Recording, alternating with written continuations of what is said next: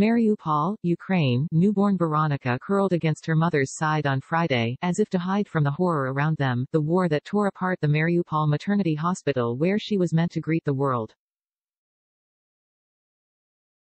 On the eve of giving birth, her mother, Mariana Vyshegorskaya, had to flee the hospital when a Russian airstrike hit.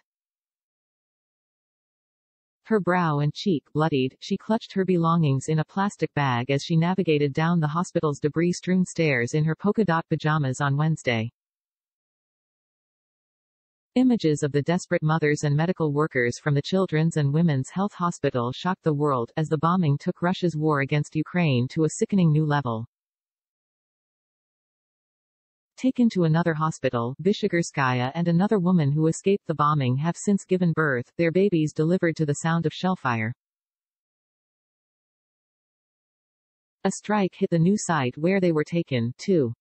Facing worldwide condemnation, Russian officials made several false claims that the hospital had been taken over by far-right Ukrainian forces to use as a base and emptied of patients and nurses. The Twitter account for the Russian embassy in London claimed she was not a victim, but a beauty blogger and model who was posing as two different pregnant women. While Vyshegorskaya is a Ukrainian blogger in Mariupol who posts about skin care, makeup and cosmetics, there is no evidence that she was anything but a patient at the hospital. She has posted multiple photos and videos on Instagram documenting her pregnancy in the past few months, and in one, she can be seen wearing the same polka-dot pajamas as on Wednesday.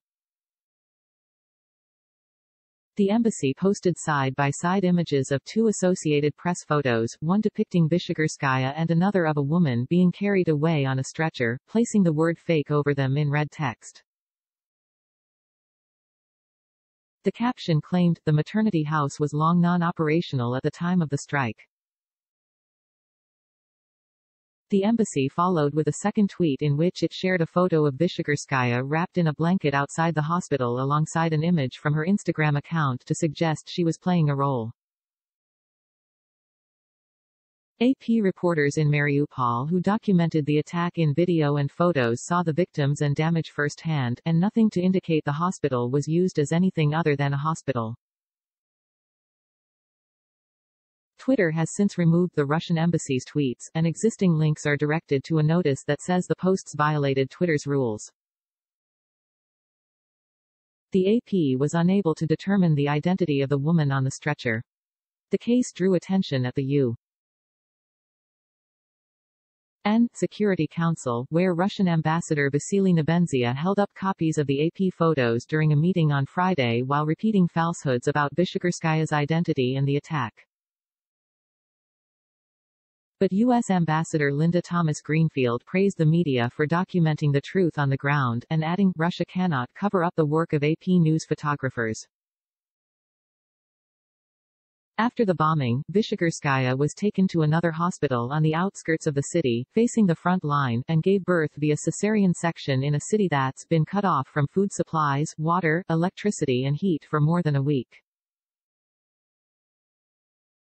On Friday, her husband, Yuri, lovingly held up his daughter, then she was tucked back to her mother. Vyshegorskaya, in same the polka-dot clothing, rested her arm on the bundled-up Veronica.